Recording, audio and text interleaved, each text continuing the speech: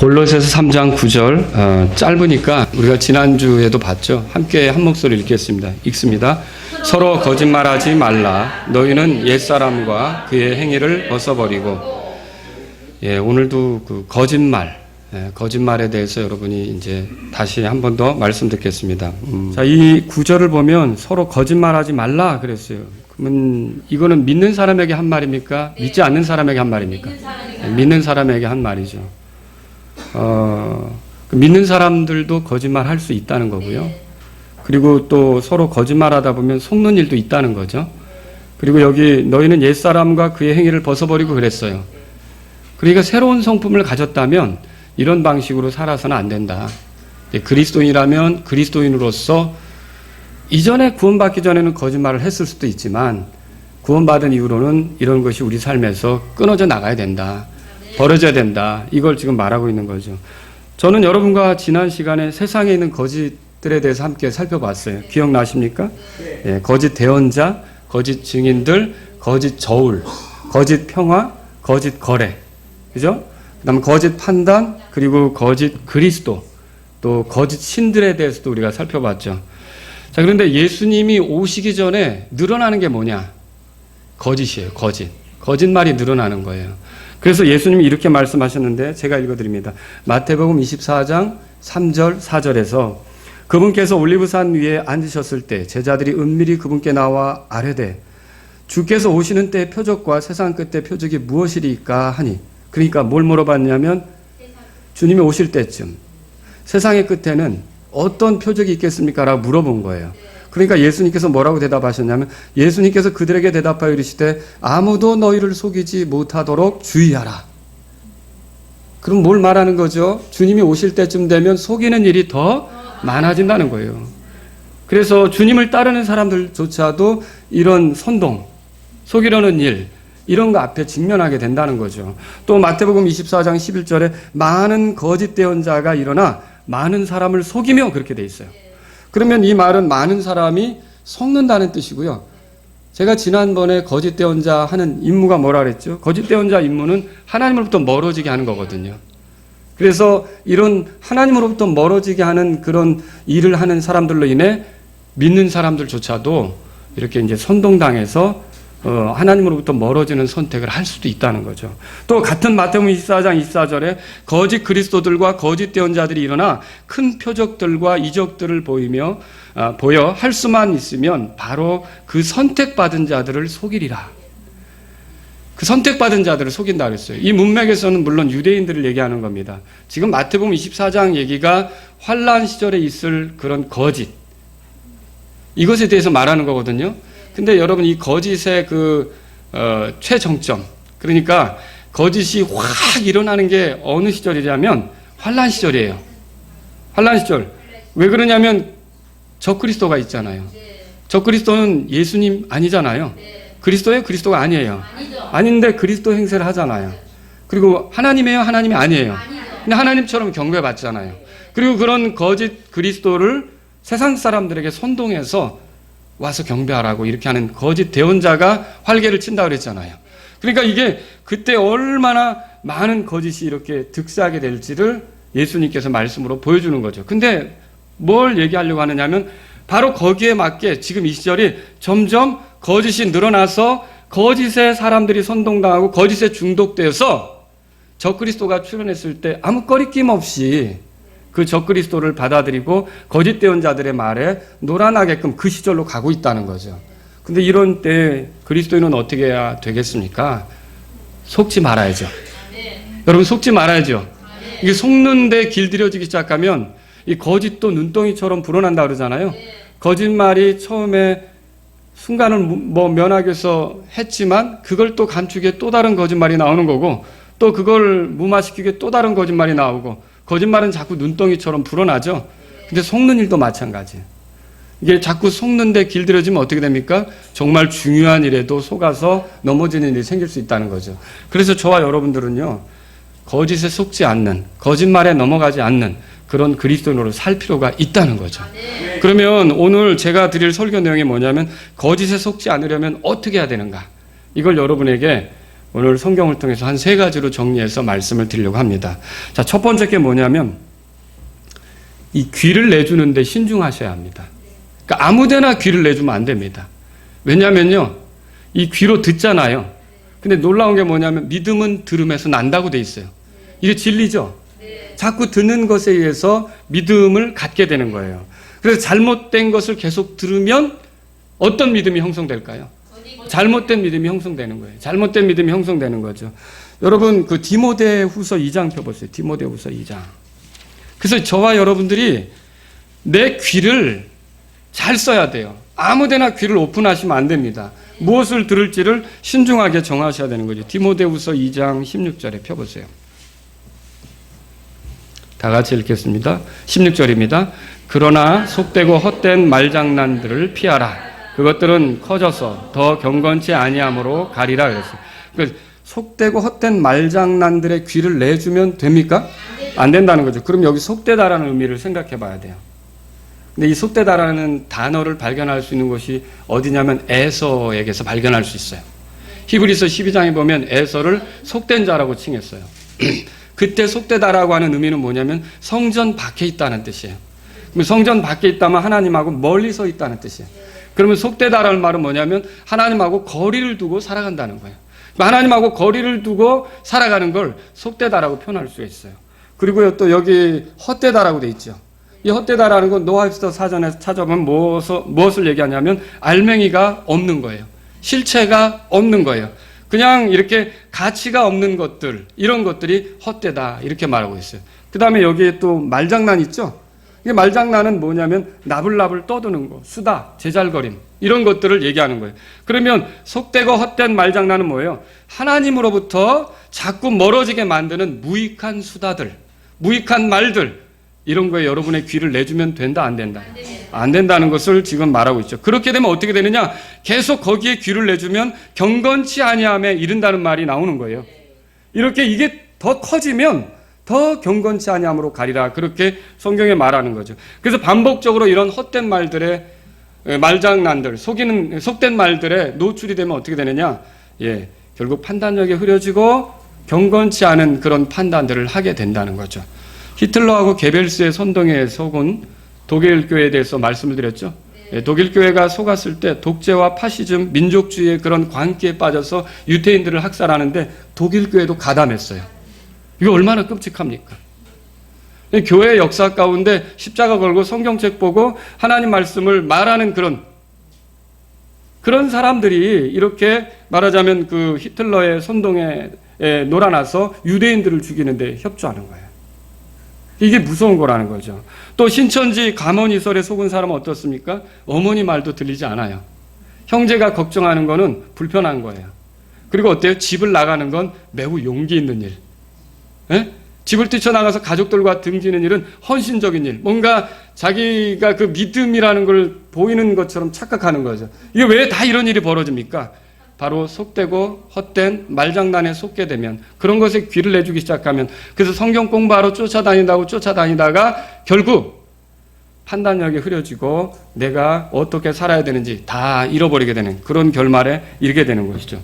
오늘날 우리가 거짓에 속지 않으려면 어떻게 합니까? 내 귀를 아무데나 내주면 안 된다는 거죠. 그래서 요한일서 그 1장 10절에 보면, 요한이서 1장 10절에 보면 이런 말이 있어요. 어떤 사람이 너희에게 오면서 이 교리를 가져오지 아니하거든 그를 너희 집에 받아들이지 말고 그에게 축복 인사도 하지 말라 그랬어요. 누군가가 다가와서 이야기를 하는데 그게 내가 성경에서 배운 교리, 사도들이 가르친 교리, 이 대언자들이 우리에게 준 교리, 여기에 맞지 않는 것을 말하면 그에게 집에 들이지도 말고 인사도 하지 말라. 이게 뭐예요? 그에게 귀를 내주지 말라는 거죠. 그런 사람 얘기는 들을 필요도 없다는 것입니다. 나를 점점 하나님으로부터 멀어지게 한다면 돌아서라는 거죠. 여러분, 이브가 뱀이 얼마나 위험한 존재 알았더라면 그렇게 행동해서는 안 됐을 거예요. 귀를 계속 내주면서 거기 서 있으면 안 됐을 거라는 거죠. 그죠? 근데 뱀은 하나님께서 만든 들의 그 짐승들 중에 제일 간교하다고 써 있잖아요. 근데 이브가 이걸 알았는지 몰랐는지 이 뱀의 그 위험을 깊이 생각하지 않고 거기서 계속 귀를 내주고 있었던 거예요. 결국 그렇게 하다 보니까 어떻게 됐어요? 그 말에 주의를 하지 않고 거기에 귀를 내주다 보니까 넘어지게 된 거죠. 그래서 우리의 결말이 지금 이렇게 된 거 아닙니까? 여러분 보세요. 만일 그녀가 그 자리에서 예수님처럼 사탄아 너는 여기서 물러가라 라고 했더라면 어떻게 됐을까요? 네, 지금 우리의 상황이 좀 달라졌을 수도 있습니다. 근데 거기서 그 이야기를 다 듣고 주워 듣고 있었던 거예요. 들으니까 어떻게 해요? 그 사람의 생각이 바뀌게 흔들리게 된 거죠. 판단력이 흐려진 거죠. 자, 우리 고린도후서 11장 가보세요. 그래서 이게 단지 그 2부 얘기만이 아니라 교회에게도 이 말을 하고 있어요. 교회에게도. 고린도후서 11장. 여러분이 듣는 걸 조심해야 되는 거예요. 뭐에 내가 귀를 내줘야 되는가. 그리고 이 사람이 가지고 있는 그런 그 생각, 이런 것들을 여러분이 가볍게 생각하면 안 된다는 거죠. 자, 2절에 보세요. 내가 하나님께 속한 질투로 너희에 대하여 질투하노니 이는 내가 너희를 순결한 한 처녀로 그리스도께 드리기 위해 한 남편에게 너희를 정혼시켰기 때문이라. 3절은 여러분이 읽어야 되겠네요. 다 같이 시작. 그러나 뱀이 자기의 간교함으로 이불을 속인 것 같이 어떤 방법으로든 너희 마음이 그리스도 안에 있는 단순함에서 떠나 부패될까 내가 두려워하노라. 그럼 이 말은 이브가 그렇게 속았다면 우리들도 잘못하면 속을 수 있다는 거죠. 여기 너희는 고린도 교회 사람들 아닙니까? 그죠? 이브가 그 뱀의 간교함에 속아 넘어간 것처럼 어떤 방법으로든 우리 마음도 그리스도 안에 있는 단순함에서 떠나서 부패될 수 있다는 거죠. 여러분과 제가 귀를 아무데나 내주면 안 된다는 거죠. 그걸 알아야 돼요. 그 밑에 구절 제가 읽습니다. 4절인데 만일 누가 가서 우리가 선포하지 않은 이게 표현을 써요. 다른 예수가 있어요. 진짜 예수일까요 그러면? 아니 다른 예수가 있어요? 우리가 믿는 예수님은 한 분이잖아요. 다른 예수가 없죠. 그렇죠? 그런데 다른 예수를 말하면 이게 가짜 예수죠. 한국에는 가짜 예수가 많다 그랬잖아요. 자기 예수 행세를 하는 사람이 많다 그랬잖아요. 그죠? 다른 예수를 선포하거나 혹은 너희가 받지 아니한 다른 영, 다른 영이 또 있어요. 우리 안에 모시고 있는 영은 어떤 영이에요? 성령님이죠. 성령님 아니면 그건 뭐예요? 다른 영이라고 그러면 가짜 영이죠. 거짓된 영이죠. 속이는 영이죠. 그 다음에 또 뭐가 나와요? 너희가 수용하지 아니한 다른? 여러분 복음은 이게 다른 복음이 있을 수 있어요? 사도 바울이 뭐라 그랬어요? 내가 너에게 선포한 복음에 다른 것을 전하면 저주를 받는다 그랬어요. 천사라도 저주를 받는다 그랬어요. 그럼 저와 여러분이 들었던 복음은 뭡니까? 비록 우리가 죄인이지만 하나님 앞에 떳떳이 설 수 없는 그런 형편에 있었지만 그리스도 예수께서 하늘에 계신 그리스도 예수께서 육체가 되셔서 이 땅에 오셔서 우리 죄 때문에 죽으시고 묻히시고 부활하심으로 예수님의 공로로 죄 용서받고 하나님 앞에 떳떳이 설 수 있게 되는 게 복음 아닙니까? 네. 이게 여기서 우리가 행위가 어떤 일을 합니까? 아니요. 우리가 구원받고 용서받는데 우리의 행위가 잘 돼야 되는 겁니까? 아니죠. 이게 다른 복음이죠. 그리고 구원받았지만 내가 뭔가 죄를 지으면 구원을 잃어버립니까? 아니죠. 여러분에게 죄를 지으라고 이 말은 하는 건 아니지만 내 행위와 상관없이 예수 그리스도께서 십자가에서 하신 일을 통해 구원받는 거 아닙니까? 네. 그럼 구원의 은혜를 누리는 사람은 죄를 짓는 게 가볍습니까? 그건 아니죠. 네. 그래서 죄사함 받았기 때문에 함부로 행동한다는 것도 다른 복음이고요. 구원받았지만 죄를 지으면 지옥에 갈 수 있다. 구원을 잃어버릴 수 있다는 것도 다른 복음이고요. 네.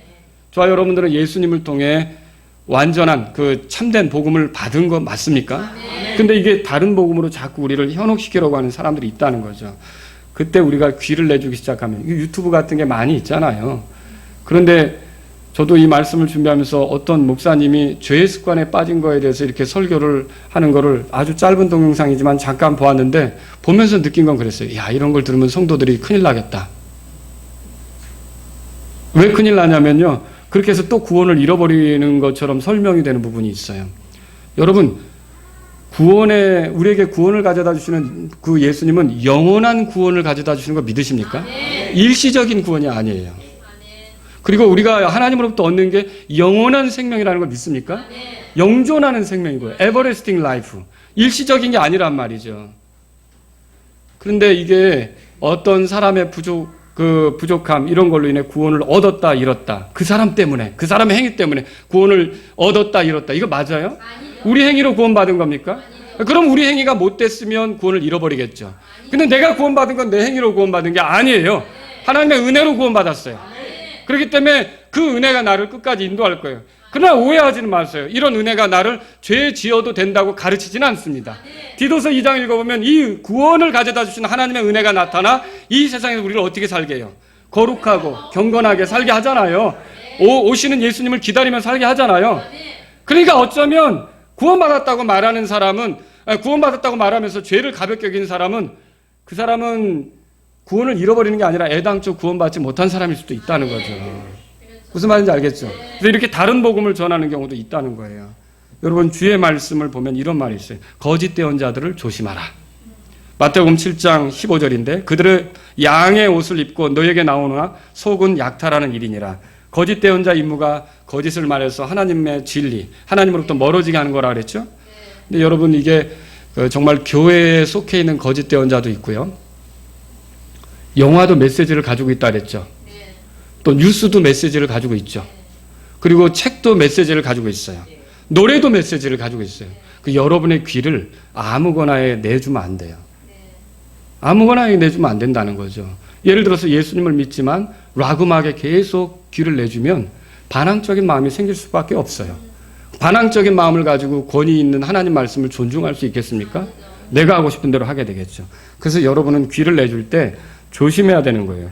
특히 기독교 내에도 자신의 정체를 숨기고 일하는 그런 사역자들이 있다고 고린도후서 11장 찾으셨죠? 거기 보세요. 밑에 보세요. 13절. 13절. 이렇게 되어 있어요.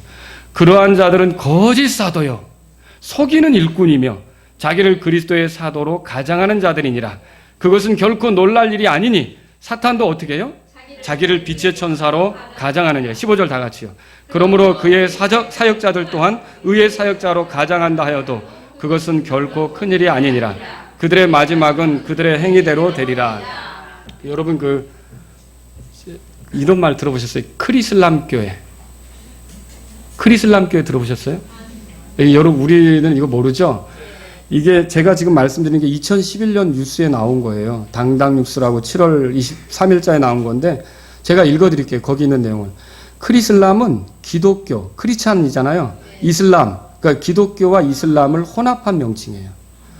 근데 기독교와 이슬람 간의 갈등을 해소시키고 대화, 친교, 교류, 평화를 이루려는 운동이죠. 더 나아가 기독교인들과 무슬림들이 함께 연합하여 예배드리는 운동이에요. 미주 지역에서, 미주에서 교파를 초월하여 전국으로 퍼져나가는 운동이다. 이렇게 써 있어요. 이 크리슬람 운동을 주도하는 사람이 누구냐? 세들백교회 닉 워렌 목사예요. 크리스탈 교회 아세요? 수정교회라고 하죠. 우리가 크리스탈 교회. 로버트 슐러 목사예요.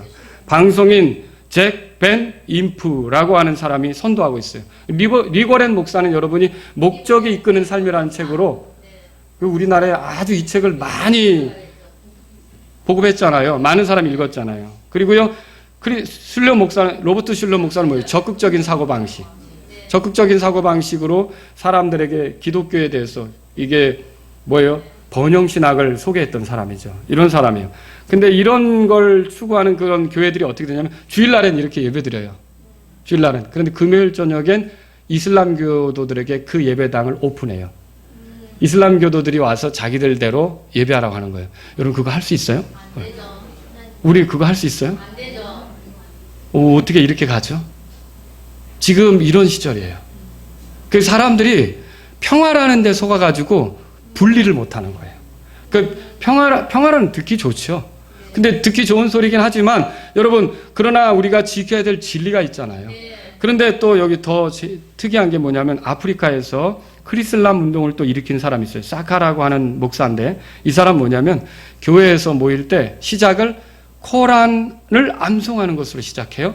그런데 예배 시간에는 어떻게 해요? 막 그 기독교 찬송을 불러요.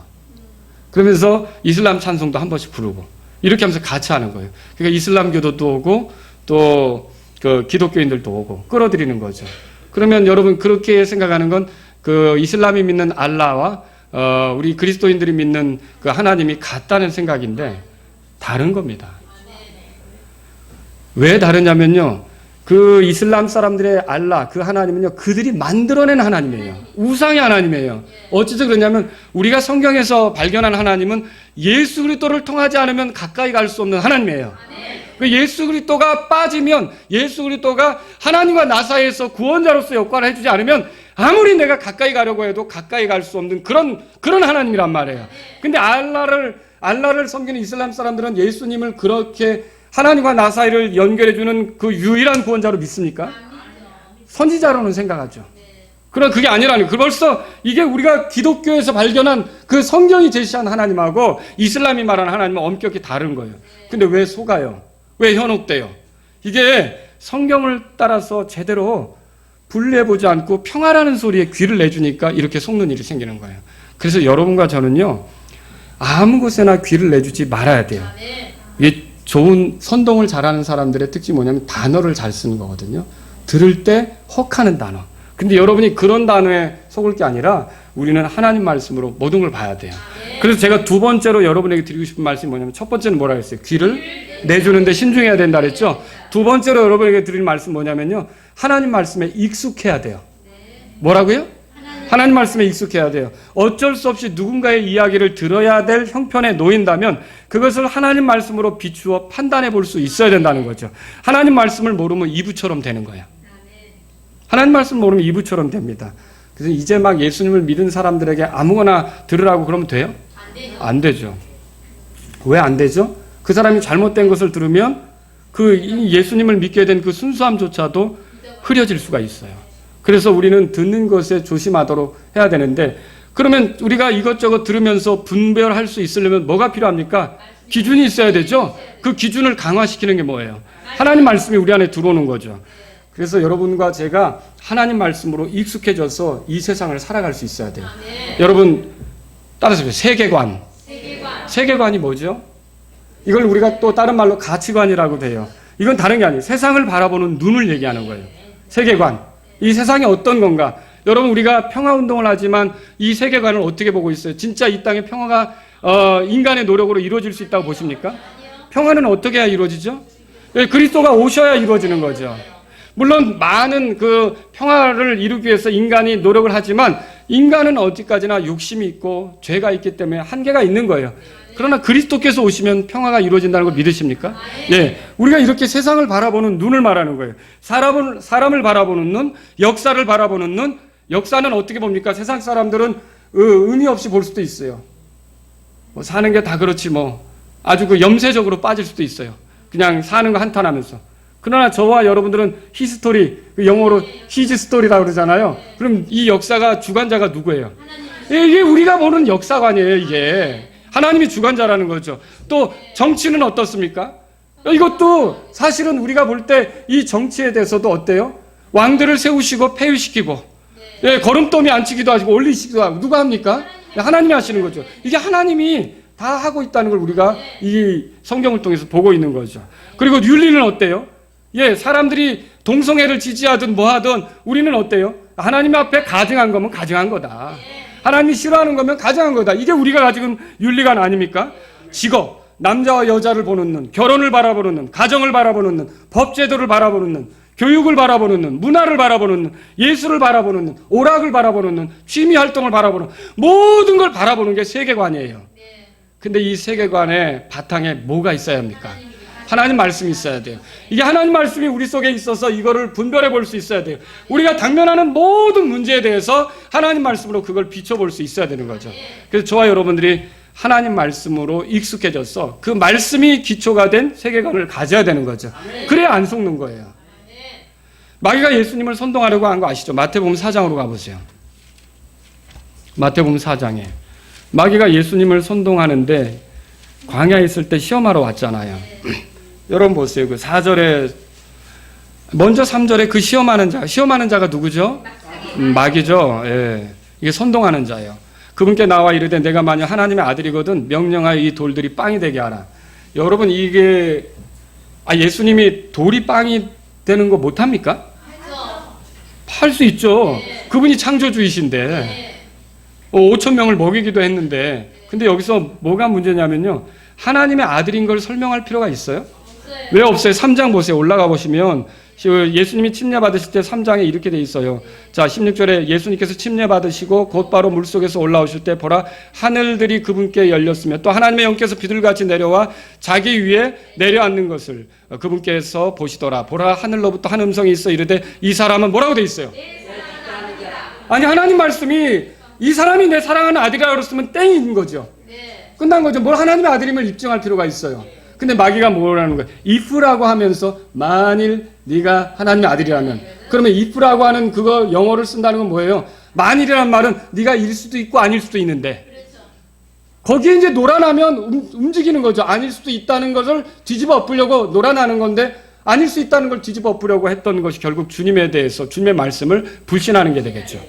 이해하시겠어요? 이런 거예요. 그래서 예수님이 하나님의 아들임을 증명할 필요 있어요, 없어요? 그분 하나님의 아들이세요. 이미 하나님께서 침례받고 올라오실 때 이는 내 사랑하는 아들이라고 선포하셨다고요. 그리고 또 뭐라고 그래요? 여기 마귀의 말에 따를 필요 있어요? 없죠. 왜 마귀가 권위자로서 이래라 저래라 할 수 있어요? 해볼까? 그 말 듣고? 예수님이 이렇게 하고 저렇게 하는 걸 결정하는 것은 하늘에 계신 아버지세요. 맞습니까? 그러니까 이거 선동당할 필요가 없는 거죠. 그때 예수님이 뭐라고 대답합니까? 4절에 그분께서 응답하여 이르시되 기록된 바 사람이 빵으로만 살 것이 아니요 하나님의 입에서 나오는 모든 말씀으로 살 것이다 그랬어요. 그리고 이번에는요 뛰어내려 보래요. 높은 성전에 데리고 올라가서 뛰어내려 보라는 거예요. 저보고 29중에서 네가 목사라면 뛰어내려봐라 그러면 저는 겁날 것 같은데 말이죠. 예수님한테 이렇게 하는 거예요. 근데 성전에 그러면 천사들이 와서 받을 거다. 그랬을 때 예수님 뭐라고 대답하죠? 4장 7절 보세요. 7절 다 같이 읽겠습니다. 시작. 예수님께서 그에게 이르시되 또 기록된 바 너는 주 내 하나님을 시험하지 말라 하였느니라 하시더라. 예수님이 마귀의 말대로 했어요? 안 했어요? 그리고 또 이 마귀가 이렇게 합니다. 뭐라 그러냐면 나에게 경배하라. 그러면 내가 이 모든 걸 주겠다. 사실 이 모든 것이 자기에게 주어진 게 임시로 허용이 된 거지 마귀가 영원한 소유주입니까? 천만에요. 그리스도께서 상속자인 거 맞죠? 우리가 그리스도와 함께하는 공동 상속자죠? 이 우주 만물이 누구의 것입니까? 예수님 거예요. 그런데 감히 예수님 앞에서 지 것인 것처럼 나에게 경배하면 내가 이걸 줄게. 야, 그 선동을 하고 있는 거예요. 그때 예수님 뭐라고 대답하십니까? 자, 다 같이 10절 읽겠습니다. 시작. 이에 예수님께서 그에게 이르시되 사탄아 너는 여기서 물러가라. 기록된 바 너는 주 내 하나님께 경배하고 오직 그분만을 섬길지니라 하였느니라 하시더라. 그럼 뭐라고 대답했어요? 물러가라고 그랬죠? 하나님만 경배하라고 그랬다. 근데 여러분 제가 지금 이 마귀가 선동할 때 결국 마귀가 통했어요? 안 통했어요? 그래서 결국은 속이는 일이 안 통하니까 자기 길로 갔잖아요. 사실 우리도 이렇게 돼야 되는 거예요. 누가 우리를 속이러 왔지만 선동하러 왔지만 안 통하고 가야 되는 거예요. 근데 이게 어떻게 그렇게 되느냐는 거죠. 자, 예수님이 3번 대답하셨는데 이 3번 대답에 공통점이 있어요. 따라서 기록된 바. 이 3번이 다 기록된 바라고 하면서 대답을 하세요. 그럼 이 기록된 바는 뭘 인용하는 거예요? 하나님 말씀을 인용하는 거죠. 그 상황에 대해서 예수님께서 그 상황을 똑바로 보고 하나님 말씀을 가져와서 그 상황에서 하나님 말씀을 집어넣고 하나님 말씀으로 대답하시는 거잖아요. 저와 여러분에게 필요한 게 이거라는 거죠. 상황에 대해서 쩔쩔맬 게 아니라 하나님 말씀이라면 이 상황을 어떻게 보고 있는가? 하나님의 말씀이라면 이 상황을 어떻게 판단하는가? 하나님 말씀을 가져오셔야 속지 않습니다. 근데 하나님 말씀에 익숙해야 수시로 가져올 수 있죠. 그러니까 어떻게 해야 될지 모를 때는 어떻게 해요? 저도 그런다고 그랬잖아요. 이게 지금 이 고민인데 이 문제를 어떻게 될지 모를 때 그럴 때도 있어요. 저한테도 솔직히. 그러면 잠이 잘 안 오는 때가 있어요. 잠 안 오면 어떻게 해요? 이게 식탁에 나가지고 앉아가지고 계속 성경을 뒤적여보죠. 혹시 이런 죄가 어디 있었나? 이런 상황이 어디 있었나? 이거에 대해서 하나님 말씀하는 게 뭔가? 이런 걸 찾아보죠. 그리고 어느 정도 찾으면 어떨까요? 아, 이거였구나. 알았어. 내가 이렇게 하면 되겠구나. 이렇게 되는 거죠. 여러분과 제가 익숙해져야 될 게 하나님 말씀이에요. 그럼 그렇게 믿으셔야 돼요. 근데요, 이 마귀가 얼마나 간교한지요. 마귀도 하나님 말씀을 쓰더라고요. 그거 아세요? 6절에 보세요. 그분께 이르되, 이게 마귀 소리예요. 내가 만약 하나님의 아들이거든 뛰어내리라. 기록된 바. 마귀도 거기다 그렇게 하죠. 그래서 그분께서 자신의 천사들에게 너에 관한 책무를 주시리니 그들이 자기 손으로 너를 받들어 언제라도 내 발이 부딪히지 아니하게 하려. 이거 시편에 나오는 말씀을 인용한 거거든요. 마귀가 그렇게 말한 거죠. 여러분, 이게 오늘날 많은 이단들도 성경 사용하는 거 아시죠? 여러분이 그 성경을 볼 때요, 이렇게 부분적으로 가져다 다니는 구조를 볼 게 아니라 전반적으로 보셔야 돼요. 모든 그 성경 전체가 말하는 그런 뭐예요? 성경이 내가 그만큼 익숙해져야지 된다는 거죠. 만약에 예수님이 성경을 잘 몰랐으면 성경 가지고 얘기하니까 여기서 당황했겠죠. 그래서 속았겠죠. 그러나 예수님은 어때요? 그분이 말씀 아닙니까? 그분이 성경을 다 아시잖아요. 그러니까 속았어요? 안 속는 거죠. 결국은 마귀가 도망갈 수밖에 없었던 거죠. 결론적으로 거짓을 이기려면 여러분과 제가 주의 말씀을 알아야 합니다. 예. 세상 사람들은 나를 좌로나 우로나 치우치게 하려고 애쓸 수 있어요. 하지만 나는 주의 말씀대로 걸어야 합니다. 무엇에 귀를 내주고 있는지 주의하셔야 되죠. 누군가의 말을 듣는 데 있어서 하나님 말씀으로 그것을 한번 걸러봐야 되는 거예요. 비춰봐야 되는 거예요. 거짓된 사람에게 계속 귀를 내줄 때 거짓된 믿음, 거짓된 확신을 갖게 되는 거. 그래서 이브처럼 행동할 수밖에 없는 거예요. 그래서 선동당할 수밖에 없는 거죠. 그러나 만일 이브가 정확히 하나님 말씀 알았다면, 그랬잖아요. 정말 동산에 있는 모든 나무에서 나는 걸 먹지 말라고 하시더냐? 아니, 그런 적 없었죠. 그러니까 이게 어설프게 하나님 말씀인 것처럼 가지고 오잖아요. 그러면 그걸 정확하게 얘기하려면 아니다. 모든 걸 임의대로 먹어도 되지만 동산의 중앙에 있는 것만 먹지 말라고 하셨다. 얘기를 해주면 되는 거고. 근데 또 어설프게 하니까 이게 죽을까 하노라 뭐 이런 얘기도 나오고. 그죠? 이게 하나님 말씀에 익숙해져야 돼요. 여러분과 그래서 하나님 말씀을 듣는 설교 시간에 부지런히 오셔야 되고, 이것으로만이 아니라 개인적으로도 성경을 계속 읽어야 되는 거예요. 여러분의 삶 속에서 성경을 멀리하기 시작하면 여러분은 둔감해집니다. 분명히 속을 수 있어요. 여러분의 귀를 하나님 말씀에 내주시기 바랍니다. 세 번째로요, 여러분에게 필요한 건, 이렇게 하나님 말씀이 여러분에게 온다면 지각을 사용하시고 불의를 멀리해야 돼요. 뭘 사용해야 된다고요? 지각을 사용해야 된다 그랬죠. 몇 구절 보죠. 로마서 1장 보죠. 로마서 1장. 로마서 1장 보기 전에요, 에베소서 보죠. 에베소서 4장.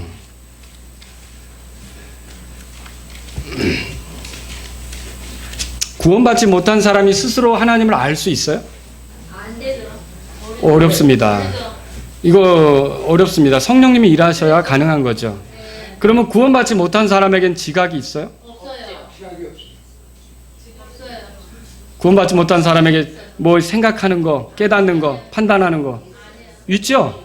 이건 있어요. 그래서 에베소 4장에 이렇게 나오죠. 17절에 그러므로 내가 이것을 말하며 주 안에서 증언하는 이제부터 너희는 다른 이방인들이 그들의 헛된 생각 속에서 걷는 것 같이 걷지 말라. 그러니까 다른 식으로 살라는 거죠. 그 구원받지 못한 이방인들. 자, 18절에 보니까 그들은 지각이 뭐라고 돼 있어요? 어두워졌으며, 지각이 어두워졌다고 돼 있어요. 그들 속에는 무지함과 그들의 마음이 눈먼 것으로 인해 하나님의 생명에서 떨어져 있도다. 지각이 어두워져 있다고 돼 있죠. 그러니까 이게 지각이 있는데 다른 거예요. 구원받은 사람의 지각은 하나님에 대해서 적극적으로 깨달을 수 있는 거예요. 그러니까 여기 눈먼 거 이런 표현도 있었잖아요. 그러니까 이런 표현을 할 수 있는 거죠. 지각이 있는데 이게 뭐냐면요, 깨달을 수 있는 거 아닙니까? 깨달을 수 있는데 눈을 뜬 사람이 있고요, 눈을 감고도 더듬어서 깨달을 수 있는 사람이 있어요. 우리는 둘 중에 구원받은 사람은 어디에 속할까요? 눈을 뜨고 정확히 보는 거죠. 정확히 아는 거죠. 이해하시겠죠? 근데 눈을 못 본다고 해서 이제 모든 걸 깨닫지 못합니까? 아니죠. 그거 더듬어서 알 수 있잖아요. 그래서 로마서 1장 18절에 무슨 말이 있습니까? 비록 우리가 죄로 인해 타락했어도 하나님을 알 만한 것이 우리 속에 있다고 돼 있죠. 그 지각을 믿지 않는 사람들도 쓰기 시작하면 뭔가 하나님을 잘 몰라도 절대적인 어떤 존재가 있겠구나. 내가 어제 점심 식사 시간에 우리 아이들하고 이제 집에서 같이 오후에 같이 이렇게 얘기를 하면서 뭘 얘기했냐면, 언어만 보더라도 하나님이 계신 걸 알겠다는 거예요. 예를 들어서 우리 한국말은 누가 만들었을까요? 이거요, 만약에 사람이 만들었다고 생각하면 어느 조상이 갑자기 혼자 앉아가지고 단어 다 만들어 놓고, 그리고 문법 만들어 놓고, 그리고 아들들 모아놓고 해봐, 이렇게 했을 것 같아요? 저절로 이게 언어가 나눠진 거 아시죠? 창세기 11장에 보면 바벨 사건에서, 그죠? 이 언어가 그렇게 나온 거예요. 언어를 사람이 만들었다고요? 예, 이게 만들어진 것이 발전은 해요. 그러나 달라지기는 한단 말이에요. 그러나 이것이 언어가 주어진 건요, 이거 하나님에게서 온 거예요. 이게, 그런데 이런 어떤 그 물질들이 언어를 쓴다?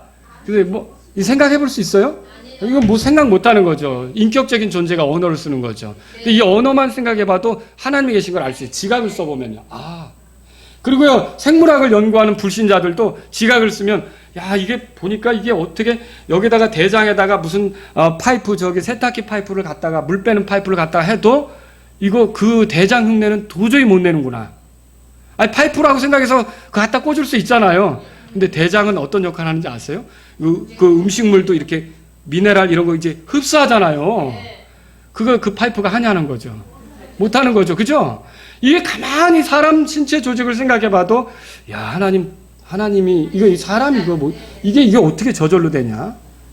이 모든 걸 이렇게 지각을 쓰면 알 수 있다는 거예요. 그리고 로마서 1장 10절에 만들어진 모든 것을 통해 깨달아 알 수 있다 그렇게 돼 있어요.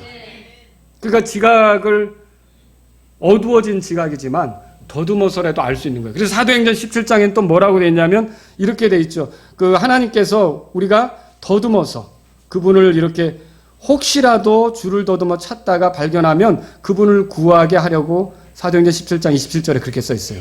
그러니까 믿지 않는 사람이 더듬어서 줄을 찾을 수 있게는 허락하셨다는 거죠. 뭐예요? 예를 들어 우상 같은 거. 자, 찾아보죠. 이사야서. 그래서 지각을 써야 되는 거예요. 저와 여러분들이. 근데 지금 구원받았으면 여러분은 눈뜬 지각이네요. 훤히 보는 지각이네요. 더 잘 판단할 수 있죠. 근데 믿지 않는 사람들은 어때요? 어두워진 지각이잖아요. 그거 가지고 힘들죠. 하나님 찾기가. 그래도 하나님께서 은총으로 죄로 인해 타락한 사람이지만 더듬어 알 수 있도록 만들어준 게 얼마나 고마운 일입니까? 여러분 그 44장 찾으셨어요? 16절에 보세요. 이사야서 44장 16절. 또 그가 그것의 일부를 불에 태우며 그것의 일부를 고기를 삶아 먹고 고기를 굽기도 하여 자기 배를 불리며 그것이 뭐냐면 나무 조각이에요. 그 앞에서부터 읽으면 나무예요. 나무. 알겠죠? 그러니까 나무로 고기도 구워 먹고 불도 뗀다 이거죠. 그가 자기 몸을 따뜻하게 하고 이르기를 따뜻하다 내가 불을 보았구나 하면서 그것의 나머지로 곧 자기의 새긴 형상을 만드느니라. 그가 거기에 엎드려 경배하며 그것에게 기도하여 이르기를 당신은 내 신이니 나를 건지소서 하는도다. 이거 지각을 가지고 생각해 보라는 거죠. 같은 나무가 있어요. 3등분해서 그거예요. 뭐 음식 구워 먹을 때 하나는 그 스스로 썼어요. 나무 토막 연료로 썼다고요. 또 3분의 1은 따뜻하게 해야 되니까 또 불 때는 데 썼어요. 그리고 이 3분의 1은 조각을 했어요. 그리고 그걸 딱 세워놓고 나를 건지소서. 어떻게 생각하세요? 이게 조금만 생각해보면 이 나무나 그 나무나 같은데 같은 건데 이건 왜 갑자기 무슨 신통한 뭐가 있는 것처럼 여겨지는 거지? 지각을 써보면요. 그리고 내 손이 간 건데 사람의 손으로 사람이 손대지 않았으면 만들어질 수가 없는 건데 그럼 이 나무 조각보다 그 사람이 더 위대한 게 아닌가? 그러면 요 나무가 아니라 요렇게 만든 내가 더 위대하네? 이런 지각을 써야 되잖아요. 근데 사람들이 지각을 써요, 안 써요? 안 쓰니까 어때요? 그게 바로 어두워진 거예요. 그걸 놓고서 거기다 이제 구조해 달라는 거죠. 그게 성경에 얘기하는 거예요. 그래서 보세요. 18절에 그들이 알지도 못하고 깨닫지도 못하였나. 이게 지각이 없다는 거예요. 알지도 못하는 건 무지하다는 거고 깨닫지도 못한다는 건 지각이 없다는 거고 그 지각을 쓰지 않는 거죠. 그죠? 그분께서 그들의 눈을 닫으사 그들이 보지 못하게 하시면 그러니까 그런 걸 좋아하니까 그냥 어둡게 놔두시는 거예요. 그 다음에 그들의 마음을 닫으사 그들이 깨닫지 못하게 하셨느니라. 자, 마음속으로 깊이 생각하는 자가 없으면 이게 문제죠. 깊이 생각해 봐야죠. 지식도 없고 명철도 없으므로 이르기를 내가 그것의 일부를 불로 태우고 또 그것의 숯 위에서 참으로 빵을 굽기도 하며 고기도 구워 먹었거늘 내가 그것의 나머지로 가증한 것을 만들리요? 이렇게 해야죠. 내가 이렇게 하리요? 라고 해야 되는 거 아닙니까? 내가 나무줄기에 엎드리리요? 근데 그러는 자가 없다 이렇게 말하는 거죠. 그러니까 다 어떻게 지각을 쓰는 거예요? 안 쓰는 거죠. 자, 그럼 보세요. 20절 다 같이 읽겠습니다. 시작. 그는 죄를 먹으며 속아 넘어간 마음으로 인해 옆으로 벗어났으므로 자기 혼을 건져내지도 못하고 이르기를 내 오른손에 거짓된 것이 있지 아니하냐 하지도 못하니. 아니 자기 오른손에 거짓된 신이 있는데 이게 거짓이라고 말도 못하는 거예요. 그리고 내가 여기에 절하랴? 이렇게도 이의제기를 못하는 거예요. 완전히 거짓에 속는 거죠. 그걸 성경이 뭐라 하냐면 속아 넘어간 마음이라 그랬어요. 여러분 지각을 쓰지 않으면 어떻게 되는 거예요? 속아 넘어간 마음에 빠질 수가 있는 거예요. 이게 무서운 거라는 거죠. 그러니까 이런 구절들을 볼 때 그리스도인들도 굉장히 조심해야 된다는 걸 알 수 있겠죠.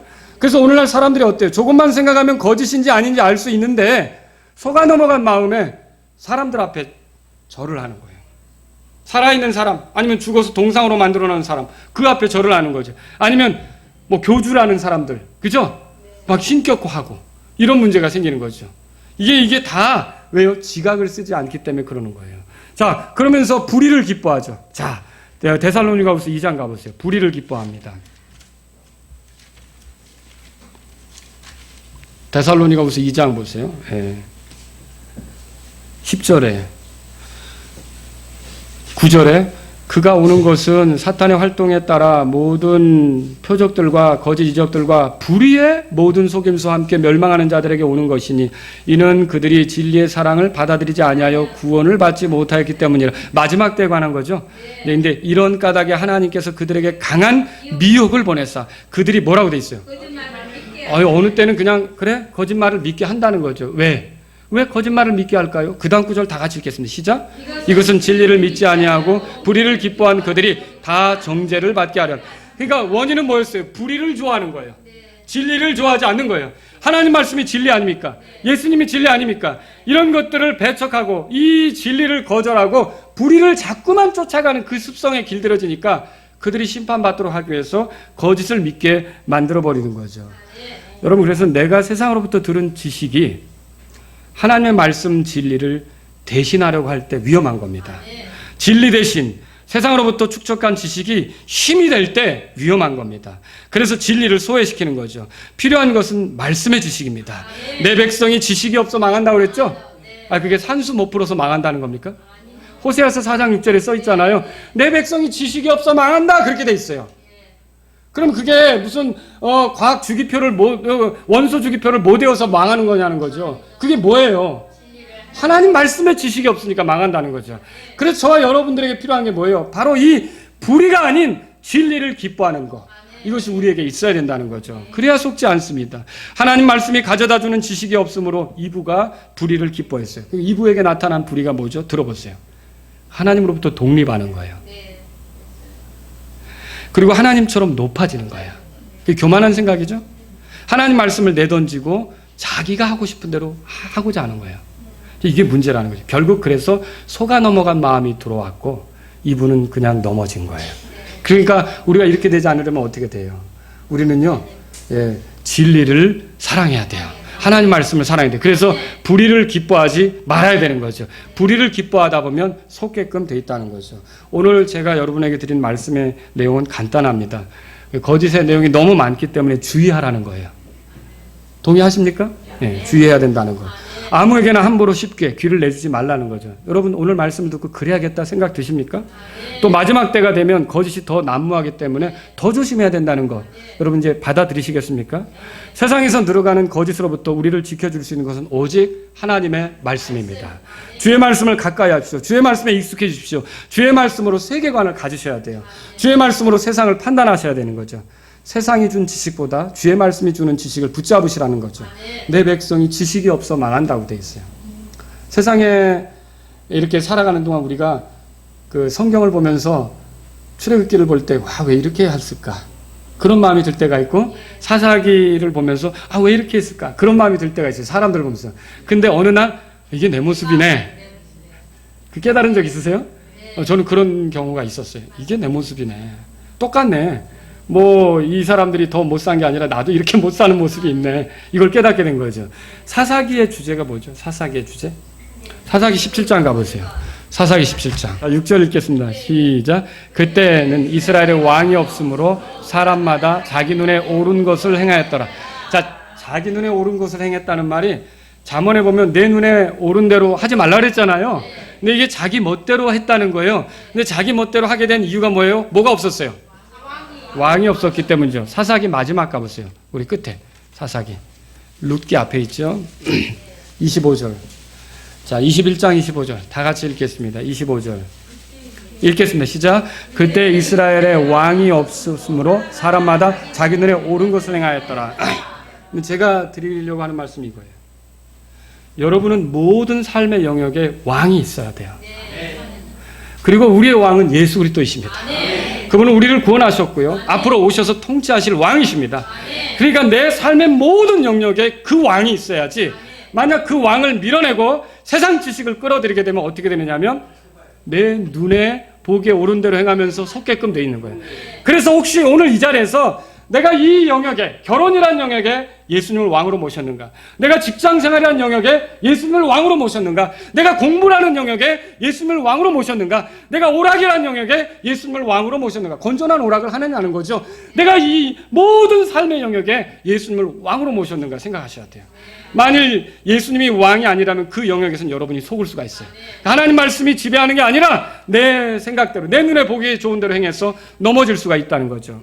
그래서 지각을 사용하라고 말씀드리고 싶어요. 하나님 말씀을 묵상하고요, 말씀을 곰곰이 생각하라는 거죠. 시편 1편도 보고 끝내겠습니다. 시편 1편.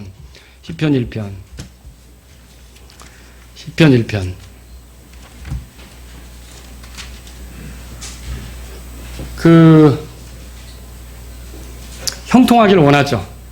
예, 형통하기를 원한단 말이에요. 이건 다 우리 원함이죠. 예. 물론 하나님의 뜻이 있어서 어려운 길을 갈 수도 있는데 그때는 뭐 힘 주시겠죠. 인내할 수 있게 하고 또 그걸 잘 견디면 보상도 있고 위로도 있겠죠. 그리고 어려운 순간을 우리가 지나갈 때는 하나님으로부터 오는 격려도 또 많은 거예요. 예, 그래서 뭐 그거 우리가 다 뚫고 가지만, 그러나 주님이 우리에게 모든 일을 맡기셨다면 형통하기를 원하는 거 맞죠? 예, 많은 어려움을 겪어도 잘 되기를 바라는 게 있어요. 그런데 1절 보세요. 경건치 아니한 자들의 계획대로 걷지 아니하고 죄인들의 길에 서지 아니하며 조롱하는 자들의 자리에 앉지 아니하는 사람은 복이 있나니. 자, 이게 우리가 경건치 아니한 자들의 계획을 간파해내려면, 안 그러면 우리도 아까 더 경건치 않으면 나아간다고 그랬잖아요. 속되고 말장난들에 속아서 그 경건치 아니한 자들의 계획을 간파해내고요, 죄인들의 길에 내가 같이 서서 어울리지 않고요, 여기 보세요. 조롱하는 자들의 자리에 앉아서 같이 이렇게 거기에 편승하지 않으려면 그게 복 있는 삶인데 어떻게 해야 그게 가능할까요? 2절을 다 같이 읽겠습니다. 시작. 그는 주의 율법을 기뻐하며 그분의 율법을 밤낮으로 묵상하는 거예요. 자, 이게 뭘 얘기해요? 하나님 말씀에 익숙해야 이 계획은 경건치 않은 거구나, 이거 분간해낼 수 있죠. 내가 여기 앉아 있으면 같이 이 조롱하는 자들과 섞여 큰일 나겠구나 라고 빠져나오겠죠. 그죠? 이거예요. 내가 여기 있으면 이 죄인들의 길에 서서 같이 동조하는 게 되겠구나 라고 빠져나올 수 있겠죠. 이걸 우리에게 줄 수 있는 게 하나님의 말씀이라는 거죠. 그리고 이 말씀을 가까이 했을 때 여러분은 거기에 편승하지 않고 복된 사람으로서 살 수가 있는 거예요. 그럼 어떻게 됩니까? 3절 보세요. 3절 다 같이 읽겠습니다. 시작. 그는 물 있는 강가에 심은 나무, 곧 제철에 열매를 맺는 나무 같으며 그의 잎사귀 또한 시들지 아니하리로다. 그가 하는 것은 무엇이든지 형통하리로다. 아멘. 이게 풍성하게 된다는 거죠. 제가 오늘 여러분들에게 왜 거짓말에 대해서 말씀드렸습니까? 우리 다 같이 일어서시겠습니다. 오늘날 마지막 시대 거짓말이 많고요, 속이는 일이 있기 때문에 그러면 우리는 죽어요. 그리고 우리는 또 형통한 길에서 떠날 수 있어요.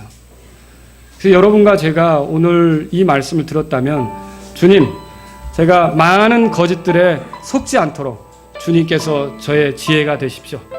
제가 이제 주님의 말씀을 기준 삼아 걷겠습니다. 이런 마음이 있어야 되지 않겠습니까? 오늘 이런 말씀으로, 주님, 내가 이제 주의 말씀을 기준 삼아 걷기를 원합니다. 이런 분들이 있다면 주님 앞에 나가십시오. 주님, 내 귀를 함부로 속되고 헛된 말장난들에 내주지 않겠습니다. 이런 분들이 있다면 이 시간 주님 앞에 나가십시오. 그리고 내 삶의 모든 영역에 예외 없이 주님은 왕이십니다. 그래서 내가 듣는 음악, 내가 듣는 강의, 내가 듣는 어떤 메시지, 내가 보는 드라마, 내가 보는 영화, 이런 모든 영역에도 주님이 왕으로서 감독하시고 관리하여 주시기를 원합니다. 이런 분들이 있다면 이 시간 주님 앞에 나아가십시오. 또 여러분 가운데, 주님, 제가 지각을 사용할 수 있기를 원합니다. 저로 하여금 보게 하셨는데, 눈뜨게 하셨는데 말씀을 통해서 지각을 사용하여 속지 않는 자가 되게 하여 주십시오. 이런 마음이 있다면 이 시간 여러분 주님 앞에 나아가십시오.